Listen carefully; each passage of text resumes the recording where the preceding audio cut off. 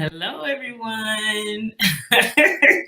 Danielle Brooks here, and we are live. I see the little red thing. It says we are live. I'm really excited. Thank you all for joining us, and I want to say thank you to Jamila and Amber for the amazing finance segment. It was so informative, and I cannot wait to apply it. I also want to take a second to say thank you to our stage manager, Amani Champion. I see you, girl. You are killing it. Thank you, thank you, thank you. So let's get started. All right. I'm a newbie when it comes to this producing thing. And I'm excited to even venture into this new title, as I'll say. And I had the honor and privilege to co-produce the hit Ain't Too Proud. And one of the reasons I decided to ask for that position and to be a part of the show was first because I was obsessed with Ain't Too Proud. The show was beautiful. So the passion was there, number one. But most importantly, I wanted to learn. I wanted to learn how to get these projects on their feet, the shows that I felt were worthy of a Broadway show. How can we get them seen? So I am very excited to introduce you to two Broadway producers that also produced Ain't Too Proud that I had the privilege of working with. One is Rashad V. Chambers. He is so dope, y'all. His credits include Betrayal, Ain't Too Proud, American Son, and he's also a talent manager and a lawyer, so he's doing it all. And he also graduated from Ohio State and Morehouse. And also, I would like to introduce you to Aaliyah Jones Harvey. Now, this woman right here is fierce because she is the only Black female lead producer. The only. That is crazy. So she just plays such an important role for us. And she's produced shows like American Son, Eclipse, Romeo and Juliet, Trip to Bountiful, Ain't Too Proud. The list goes on and on and on.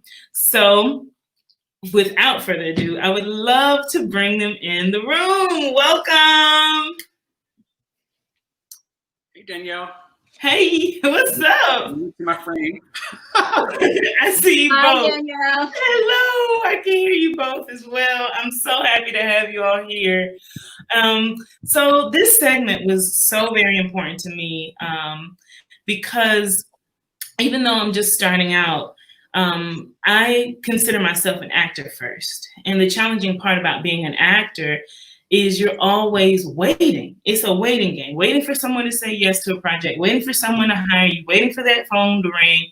And I think it's so important as Black women and Black people to have the knowledge and to learn how to create for ourselves and how to be our own yes people.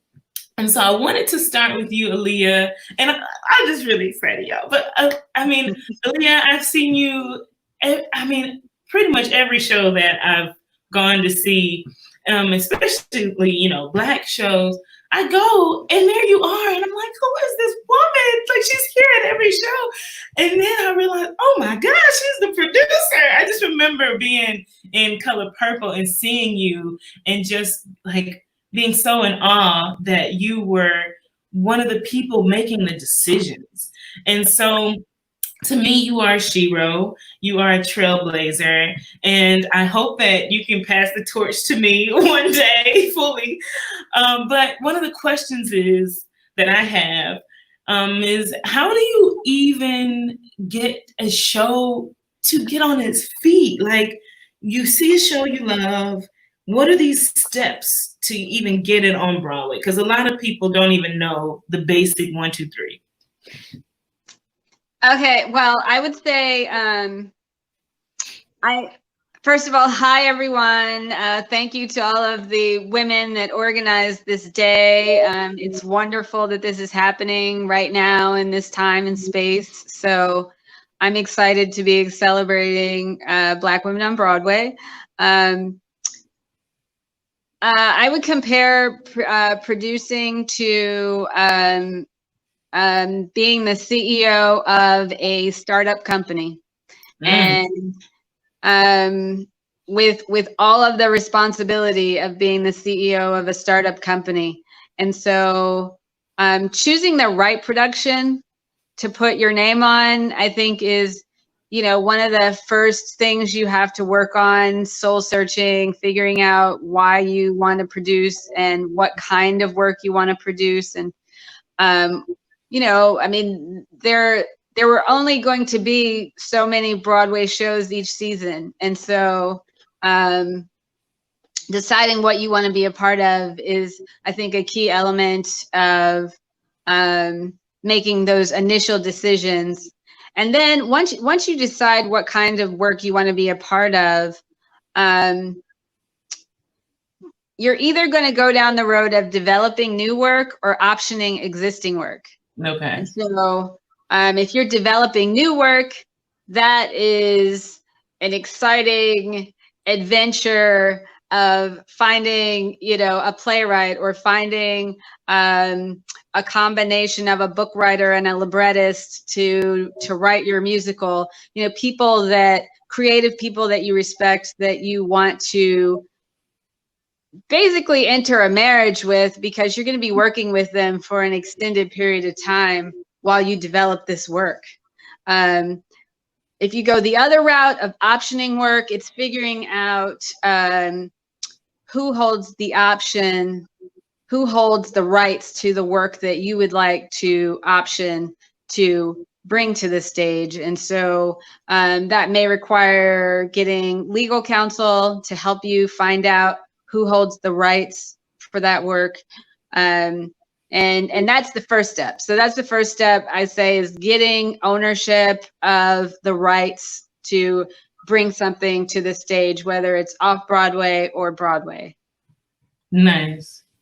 Rashawn, do you have anything to add to that before I hit you with a question? No, that's pretty thorough. I mean, it really does come down to the property that you want to do. And some producers want to be involved from inception, and some, prefer to get in on the project a little bit later on down the road. But it really does come down to being able to sort of have an artistic vision for a project and working with the right people. Gotcha. So aligning yourself with people that might have a similar mindset to getting that project made is important as well. Yeah. So my question to you, Rashad, is, and both of you, I'm gonna ask you to answer first. There's no clear path to getting into producing, I'm guessing. And for you, what was your route to getting to this place? Mine is a little complicated, but I'll try to keep it brief. Okay. For me, it was just really the desire to create. I love the idea of taking something from page to stage.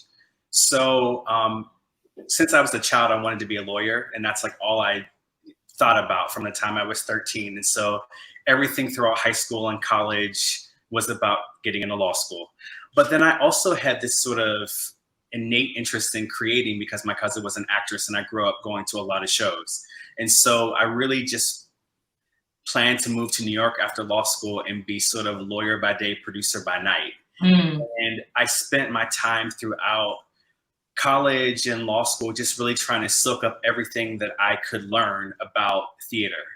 And I would, work in the box office or be a house manager or do stage crew, just so that I could understand all the nuts and bolts. And then I was a business major in college, so I understood, budgets and accounting. And then also, I learned about drafting agreements and negotiating and all of those things. And so I put all of those things together to sort of be this sort of informal MFA on my own to learn about producing. And so there are, I consider, two types of producers. There are co-producers who do a little bit more of the financial side, and their main responsibility is to raise money. And then there are creative producers, and those are the ones who will do a lot more of what Aaliyah was talking about in terms of developing a show, optioning, finding writers, and et cetera, to be able to start producing. This is all good stuff. So there's a difference between, because I think a lot of people don't understand that too. It's like there's so many different type of producers, and like you have your lead producers and your co-producers, and everyone's role is so different. And so, so thank you, Rashad, for sharing like your path to getting to it, which is pretty cool because like you kind of put everything that you knew together and your passion for it together, and here you are. But Aaliyah, how did you do it? Did you have a mentor to help you, you know, get to the level that you've been able to accomplish? Let's see. There are a few things that contributed to me ending up producing on Broadway. One of them was a course that I lucked up on and took in business school on arts administration that was taught by Joseph Volpe. He was the general manager of the Metropolitan Opera at the time, and he was in the middle of negotiating with 17 unions that were all in a collective bargaining conversation about not bringing the Met back in that season. And so that was our case study, which threw me into live performance and all of the elements that go into the business of live performance. And so that was just a lucky coincidence because I had no idea that I would end up working in theater.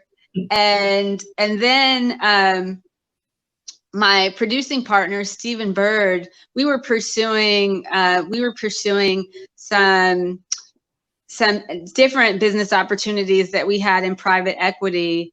And he started talking to me about Broadway and producing on Broadway and doing an all-Black version of Cat on a Hot Tin Roof. And this was maybe 5 years after business school. I had been working at a hedge fund. So no, I'm not a millionaire. I saw Amber's question. I was writing it down. I didn't know if you saw it. No, I was not a millionaire when I started producing. And the only reason that I felt like I had the gumption to go out and raise money from high net worth individuals is that background that, you know, I had been working in a hedge fund, raising money for the hedge fund for those 5 years. So it was a transition that I felt comfortable making. But, you know, I think other people might find another way in, you know, just like Rashad talks about, another way into feeling comfortable asking people for large sums of money, which is what you will end up becoming if you want to produce on or off or regionally. You will have to get comfortable with asking people for large sums of money.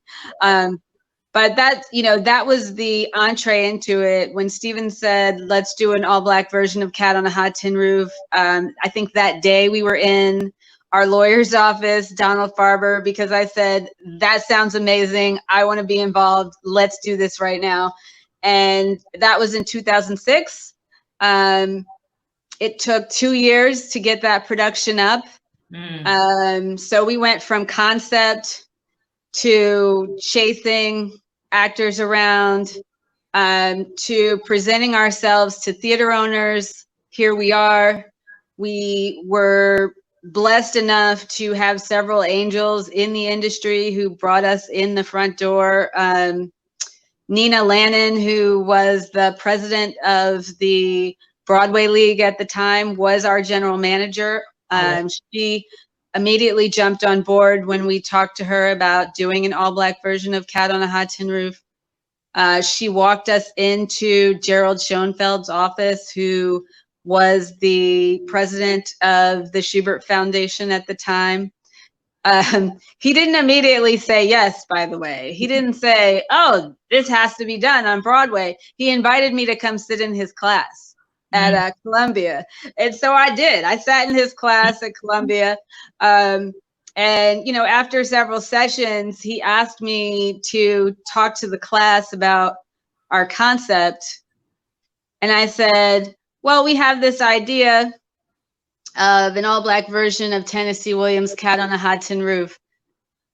And And you know, our idea is that James Earl Jones would be Big Daddy, and Felicia Rashad would be Big Mama, and Terrence Howard would be Brick, you know, and Anika Noni Rose would be Maggie. And so all the people in the class got really excited, and they were like, oh, this is amazing. And so he got excited because they got excited, you know, and eventually I remember the timing because all of the stars had to align for us to get our first theater. And it was a writer's strike in Hollywood, a stagehand strike on Broadway.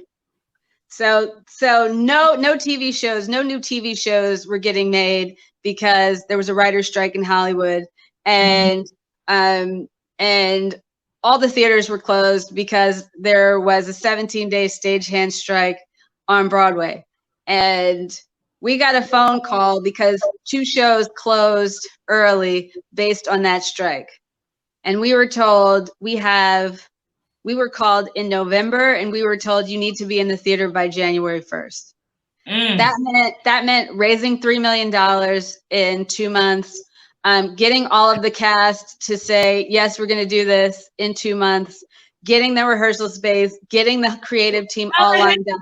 Do that. Ordering the sets, getting the sets built, getting the costumes working. And so it was just it was literally all of the stars had to align. Debbie Allen, who directed that production of Cat on a Hot Tin Roof, was amazing because she helmed all of those creative elements, and, you know, to this day hasn't gotten all of the credit that I feel is due to her for being able to pull off, okay, we need sets, we need lighting, we need costumes, we need all of it in 2 months. We need to be in a rehearsal room in 2 months. And so she did it. And, you know, we were able to raise the money. It was our first time out the gate. I remember being at the first rehearsal, just kind of pinching myself, like, I don't believe I'm in a room with all of these people. and so naturally I caught the bug. After that production, I was just like, there's nothing else better than doing this, you know? And so, yeah, that was what, 14 years ago. Well, that's one hell of a story. Pretty amazing. But I know that, like, there were so many challenges along the way. And when I hear you talk about raising $2 million, $3 million, whatever it was, that is not easy. And I'm curious on, like, because when I entered into Ain't Too Proud, they had the money. I didn't have to raise any money. They were really using my name, if we're being real. And so I was there to learn, but I didn't get to, because I ended up getting pregnant, and I didn't get to go through that whole process as I wanted to.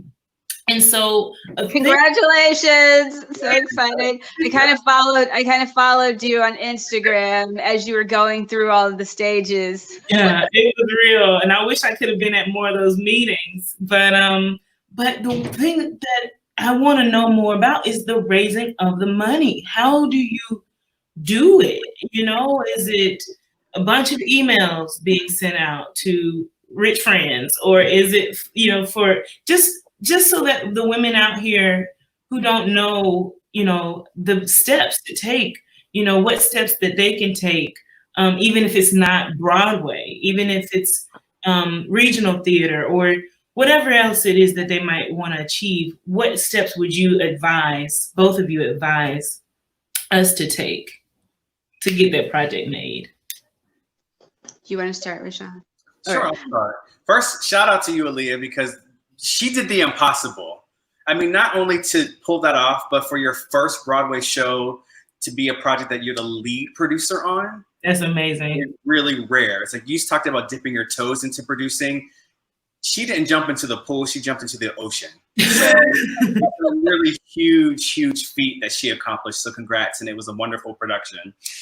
So Ain't Too Proud was the first show that I raised money for. And I was really passionate about that project because of, one, it was just amazing. You know, just seeing a reading of that, I was like, I need to be a part of this. And then when I saw everyone involved with the team, it made me even more excited because there were people of color, not only on stage, but the writer, the choreographer, the MD, like throughout the show. And I knew that there were also producers, you know, of color. Mm-hmm. And so I really got the greatest lessons in raising money because, you know, sometimes we make things deeper than they have to be. And it might be scary at first. You don't have to be rich to be a producer, but you do need to have some access to money. Mm-hmm. You know, people who can afford to lose $25,000 or $50,000. That's all that's to it, really. But I would say the greatest lesson that I learned about asking people for money is that you have to remember that not only are people investing in the show, but they are investing in you as a producer. And I never considered myself a part of the equation. I just thought, oh, if they like the budget or if they like the subject matter or as the right star in the show. But then as I started talking to more and more friends and colleagues that were investors, I realized how much they had been watching me over the years. Or just the readings that I produced or the off Broadway thing or the concert. So, you know, don't think that it's Broadway or bust. You know, it could be a reading, it could be optioning a show, it could be a regional production. But really understand and be able to articulate your vision for the show and what you want to do and how you want to do it. And people will naturally see your excitement and your enthusiasm, and they will want to be a part of it. I was just talking to, like, I'm doing this thing. I wasn't pitching it to them. I wasn't asking them for money.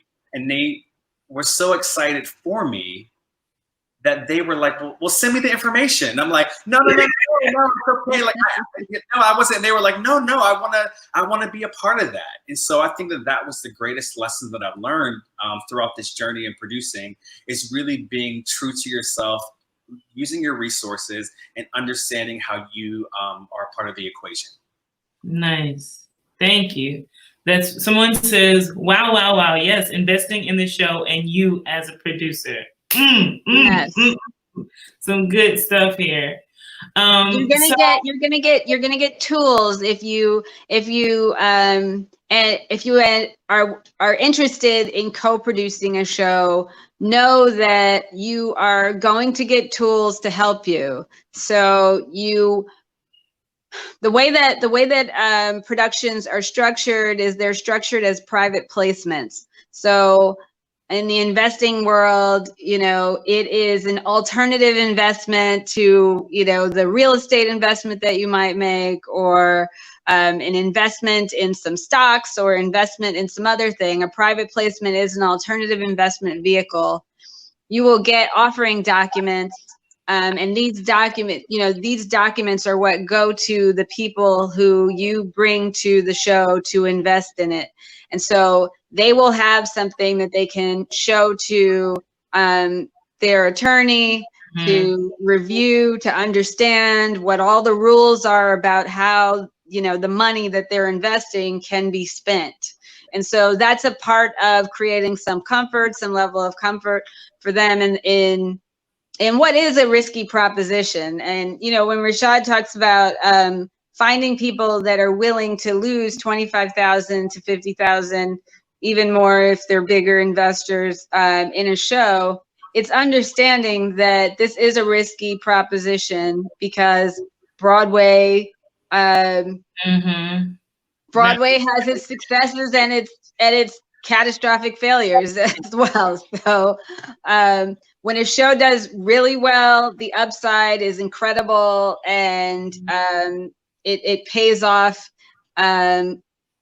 manyfold over. And so that's why it is a risky proposition, but it's also quite lucrative for those that are a part of a really successful show. I mean, Ain't Too Proud, we've been celebrating with Ain't Too Proud for a few years now because we knew we had something great on our hands, you know, but all shows don't end up that way. And so a part of the conversation that you're having with investors is about the risk the risk profile of this type of investment, and that, you know, this has to be money not the money that they need to pay the bills. I know. So the investor that you're talking about is generally an accredited investor or high net worth, meaning they have $1 million of disposable income. They have $1 million of money that's not invested in their primary house, that they can use to invest in other things. And so when you think about the people that you might know, and you'd be surprised, you do know people who do have money, but you know, you don't necessarily think of them like, oh, this person has money, that person has money, but you do know people who have net worth. And if you don't, or if you can't think of people, what I always tell people is the first source to go to is your playbill. Open it up. Look at the names that are listed above the title on the playbill. And particularly if it's a show that's similar to the show that you're trying to produce. So if you're trying to produce a play that's a drama, you know, that's a period piece or that's contemporary, find something else that's a contemporary play, and then open up that playbill or visit IBDB and look up the name of that play. It is the Internet Broadway database of all of the shows back to 1900. And you can see who produced it, who co-produced it. You can see the list of names there. And you would be surprised. Many of those names actually have an access point on the internet. You can Google them and find them and reach out to them and say, I'm doing this. And so to me, that's the lowest hanging fruit. They're already investing in theater. So you don't have to convince them that theater is a fun, exciting investment opportunity. They're already investing in theater. So that, you know, that hurdle you've already crossed. Now you've got to introduce them to yourself, you know, to you, and explain to them why you're the person they should be investing with. But now I have a question. When I was on Broadway, I was so excited because it was eclipsed, it was shuffling along, it was on the row of Lion King in color purple, and it was so black. It was so beautiful. We almost had a cookout on the strip. We didn't do it. We should have painted a mural. We should have painted a mural on our street, right? It was incredible. And then it just the next year died. And you know, what do you all think about that? You know, and how can we change that? Especially now that things are changing, especially with what's going on in the world, and being that we're in this big pause where Broadway isn't even on right now, and shows are closing. It was Catfish Row for real, Eric. And shows are closing. So that means there's room for new shows. But what do you all think about the fact that, you know, there's just one most of the time, and the one that is on Broadway is the one you two producing? We need more creatives. You know, it's not enough just to have amazing talent.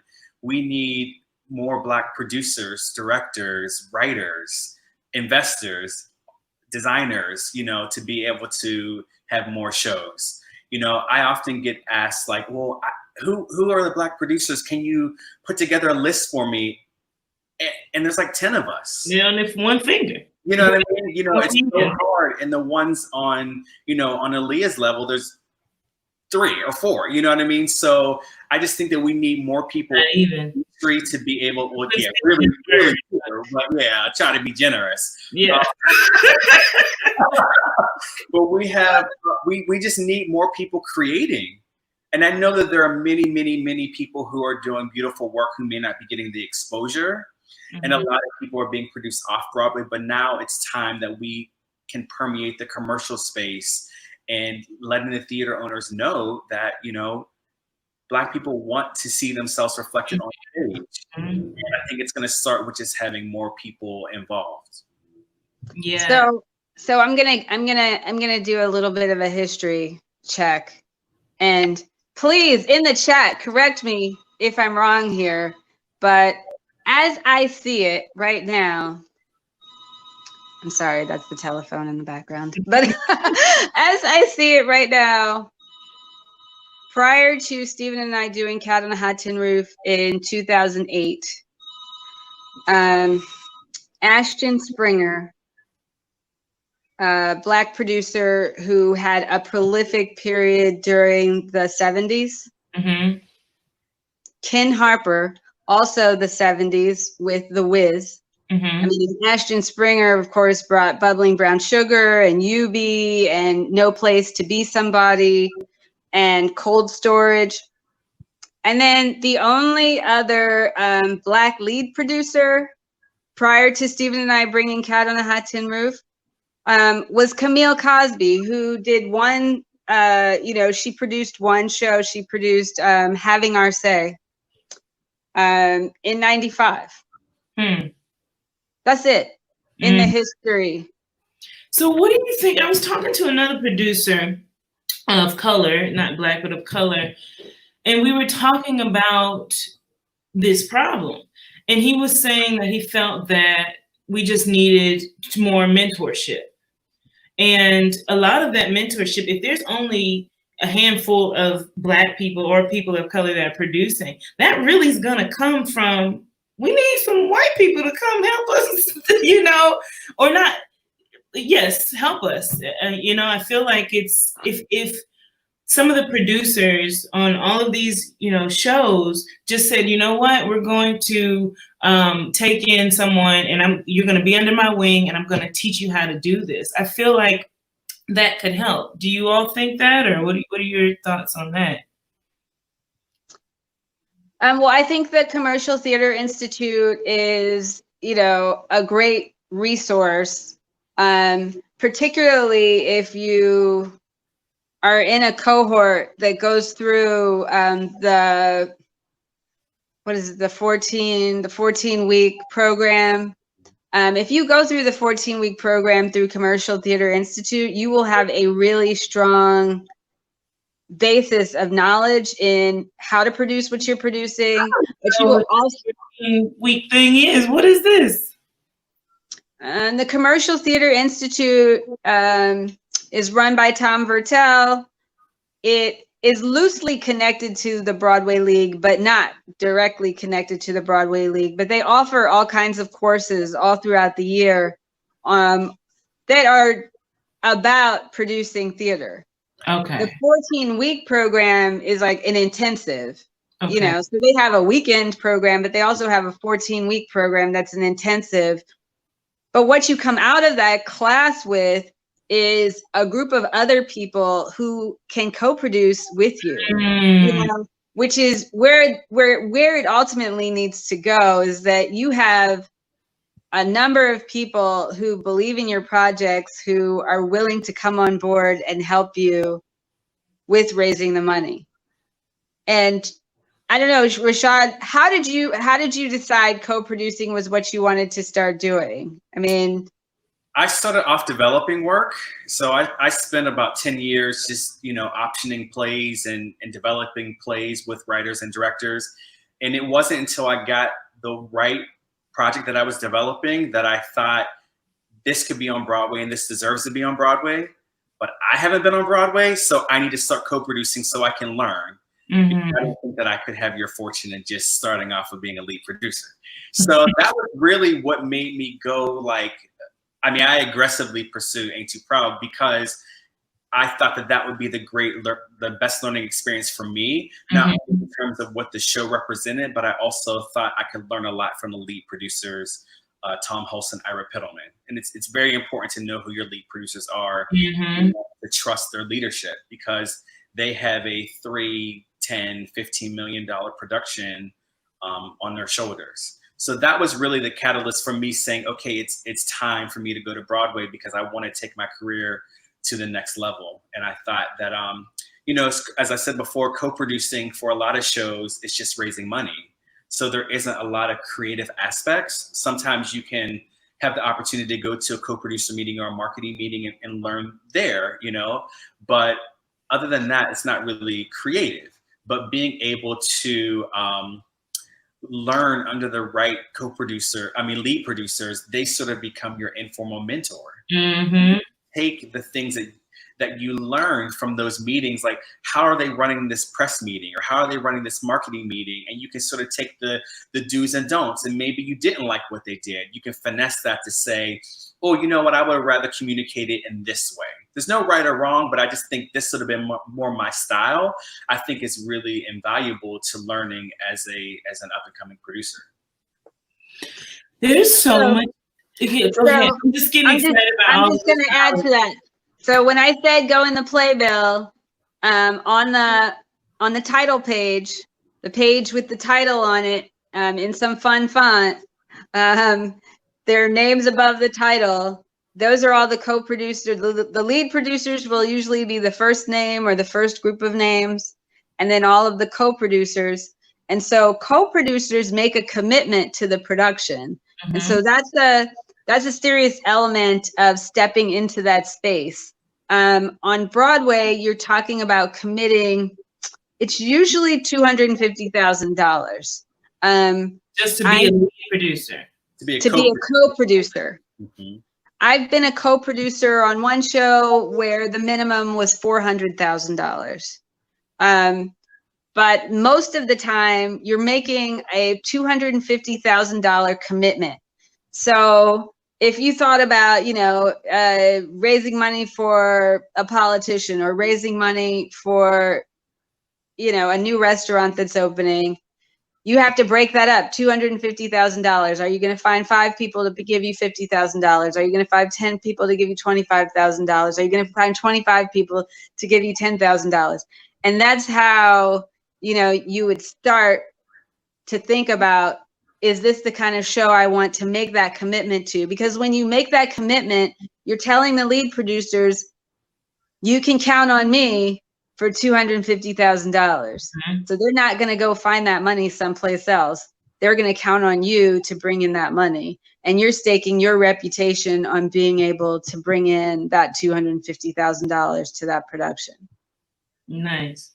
Now, because you've been a lead producer, a lot of people don't know that, or something that I just discovered along the way the last few years, is that the lead producer is the one, and tell me if I'm wrong, but has to go to the Broadway owner.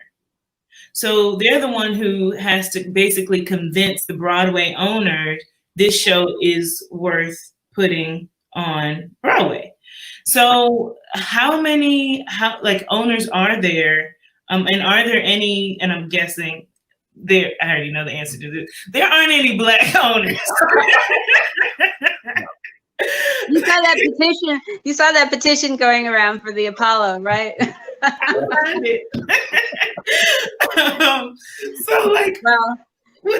That's about. That's what that's about. I have to applaud the Broadway Advocacy Coalition for the amazing forum they put together. Was that just no, that was 2 weeks ago. I don't know. All the time is jumbled up now. So I just have to applaud them for putting that together. But that's what the conversation has to get to eventually. Mm-hmm. There are 5 theater owners. Yeah. There are 5. There are 41 theaters. Houses. Or is it 42? It's 41? 41. 41, okay. We just added one, the Hudson Theater, about 3 years ago. So 41 houses, 5 owners, and we have to convince them, that our shows are worthy, which kind of sucks in the long run because that's how it ends up being only one show of color on Broadway plus Lion King, because that's going to be there first. It's hard for everyone. You're really hoping that a show closes so that your show can open. I mean, mm-hmm. And some shows are limited engagement, so they're only planning to run for 16 weeks. Other shows are open-ended, and so they're hoping that they can get that Tony nom or that Tony win that will fuel more people coming to see the show. But at the end of the day, yeah, you're just fighting for slots, and it's about whether they think your show can make money, whether they like you as a lead producer, you know, who's in it, all of those things. So it's a little bit cutthroat, but it's about value, because as a producer, one of the biggest things that you also have to decide is what is the right size theater for your show. So you can have this amazing production, but the only theater that's open is the Broadway, which is like 2,000 seats, and your show really should be in a theater that's 1,000. You're not going to make the decision to move forward because you will sink. And yeah, because you'll end up losing money because maybe you can't fill the house. You can't fill it, right? There's only certain theater shows that can fill, you know, 2,000 seat theaters. So that's another crucial decision that you have to always consider as you're moving forward. Yeah. Yeah, and to that point, the trend now is smaller houses. I mean, you look at, so I was a co-producer on Romeo and Juliet, which was now I'm gonna totally blank on the theater, but it's in the theater. Well, the whole point is that it was in the same theater that Hamilton is in now. So you go from a play in that theater to a musical in that theater. Thank you, the Richard Rodgers. so the Richard Rodgers is the size house that musicals are attracted to because they can pack that house, and then they can start increasing the ticket prices, and then they can charge premium prices for a larger number of tickets because there are only so many seats in that small of a house. So the trend now is for the musicals to go into playhouses, and it's making it that much more difficult to get into the smaller houses for plays. And then when you envision musicals, do you envision a musical that's so big that it will fill a 2,000 seat house? Can we talk a little bit about marketing? Because that's also a part of producing too. And I feel like a lot of the times people love to say, oh, well, we can't afford the theater and we don't, you know, we won't show up and stuff like that. But a lot of what I think is not actually marketed to, there ain't no Broadway posters out in Harlem. Like, I feel like we don't spend enough time, you know, reaching for them to come unless, you know, it's Denzel Washington that's going to be on the Playbill, or Sam Jackson or something like that. So I'm just curious on what you all think about how we can get more people of color to see Broadway shows.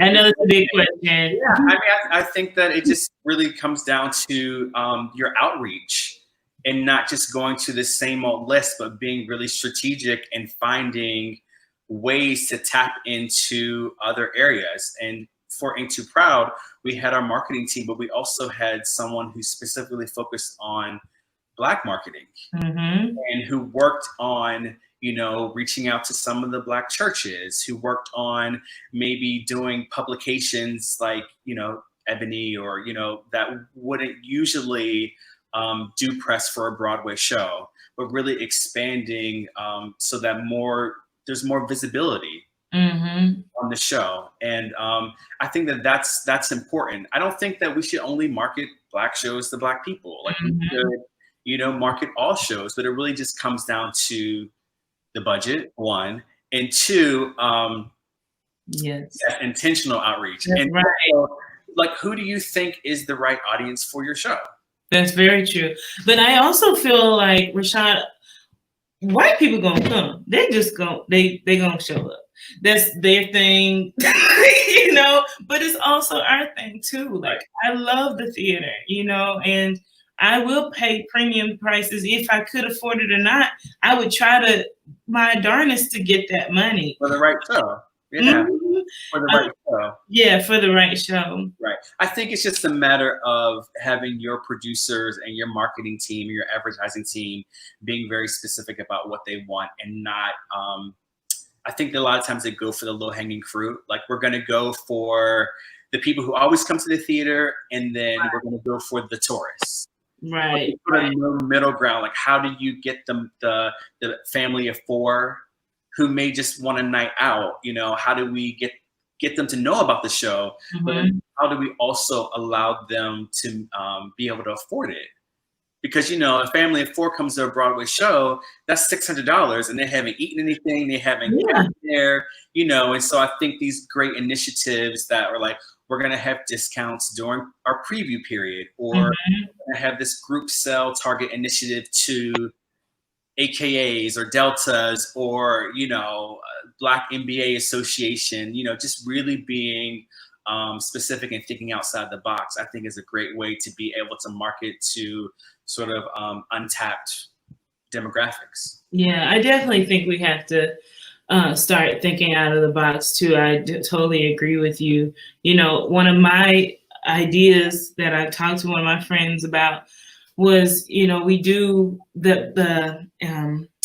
it's slipping my mind. Y'all can help me with this, but the buckets after every show to give, you know, it's like we ask the audience for money to give to Broadway Cares. And I mean, they raise boo-koo money. They could probably start a whole nother Broadway show from this money that they raise. And I feel like I would love if they could start to pour some of that money back into our communities and find a way, even if it's for the youth, to say, okay, look, we're going to use this money to do 50% off tickets or something like that, that could really start to help us to get more diversity even in the theater. And something so if we have any audience questions, Jocelyn, help me out with this because I don't know where I'm looking here for these audience questions. Let's see. I think we have a few though. If anybody has a question. Well, they can drop it in the chat, right? Y'all see it? Okay, because I'm okay. Oh, somebody. Or maybe not. I don't know. I'm not You sure. might not be able to ask questions. Getting them for us. So while we wait, I had a few fun questions for you all that aren't as serious. And this is like lightning round. So, milk chocolate or dark chocolate? Milk. Milk chocolate. Indoors or outdoors? Outdoors. Depends on the season. Indoor. Play or musical? Musical. Plays. Oh, original Color Purple or revival Color Purple? That's a trick question. I'm gonna go with the revival for, you know. You gotta go with I love them both though. They both were very special. And very different for all the people that missed the revival because they thought it was the same thing. Yes. They were very different. Did producers ever tell what shows they wanted to get made that they didn't fall all the way make it? Like something that they wanted to Wait, do. I'm sorry to the interpreter because I feel like I'm not making sentences. So are you asking a show that they wanted to be on and didn't get a chance to do it? Yeah. Anything? I'm still trying to make them. So right. I would think that would be the answer. There's a few that I definitely want to do more original stuff. Yeah. Especially in this time. But I'm waiting for these questions. I see 1 second. Getting them for us. Can you hit us one at a time, maybe? Well, while that's waiting, I'll put in a plug. I always do. If you're thinking about producing and you want to get a breadth of knowledge I think that the general management route is the most effective way to learn everything about a production. Because if the lead producer is the CEO, the general manager is the COO, the general manager creates the budget based on the theater that you're going into, the cast that you have, you know, what the script dictates, what the creatives are saying as far as set and costumes and lighting and sound. But the general manager is going to create that budget, is going to do contracts with all of the vendors that are going to create all of those elements. And then they're going to make sure all of those people get paid. And so if you want a bird's eye view, that is an excellent way to get knowledge of all aspects of the industry. And you can apply to work as an intern in a general management office. You can see the general managers the same way you see the producers on IBDB. For Broadway, for off-Broadway, you can reach out to the theater that's produced or presenting the show to find out if they have opportunities for internships. If they don't, encourage them to have opportunities for you to intern there, because this is the time when everyone's saying they want to do things to improve diversity in our industry. And so this is the time when these doors should be open for people to learn. Definitely. Thank you for that, Aaliyah. So we have this one question. It's sort of an answer, but we can get into it a little more. The differences in producing, co-executive and lead. So I'm gonna let y'all answer, because we've kind of, I did executive, you've done co, and you've done lead. So yeah, I try to simplify it as much as possible. Lead producer, as Aaliyah said, is like a CEO. They basically are in charge of creative and financial. They hire every single person, and they, you know, pick the co-producers. They also like hire the director, all of that stuff. And they are responsible for, if the show is in performances and they start running out of money and ticket sales are not happening, the lead producer is on the hook. If they want to keep the show going, they're going to get a line of credit or try to get some other investors, or they're going to make the decision to close the show. Co-producers generally are under the lead producer. You can have between 1 and 4 lead producers. Co-producers, you can have as many as you need to raise the money. Co-producers' main responsibility is raising money. And an executive producer, there are a couple of different roles. Sometimes it's like something like what you did, Danielle. You were brought on a show to help bring more visibility to it. A lot of times the general manager can also serve as executive producer if the lead producer may have like more than one show a season and can't be as hands-on as they normally would be. They may engage an executive producer that can help run the day-to-day duties of a show. You did that.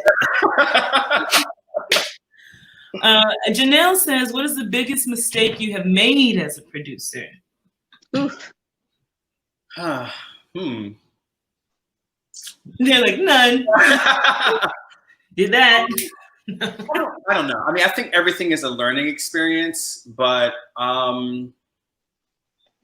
is there people that you didn't reach out to that you wish you could have gotten or made? Always. Yeah, always.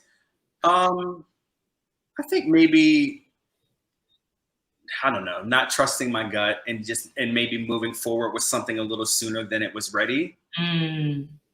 That's probably something that I learned from. I don't know if it was a mistake, because ultimately I learned a lot and it was a great experience, but I thought, maybe we should have waited, because then it would have been a little less stressful in terms of all the money, and being able to do it the way that I really wanted to.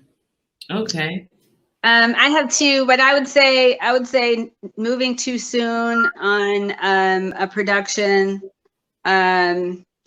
which for me meant making casting decisions that we didn't necessarily want to make but just deciding we have a theater for this time period, so we're going to move forward.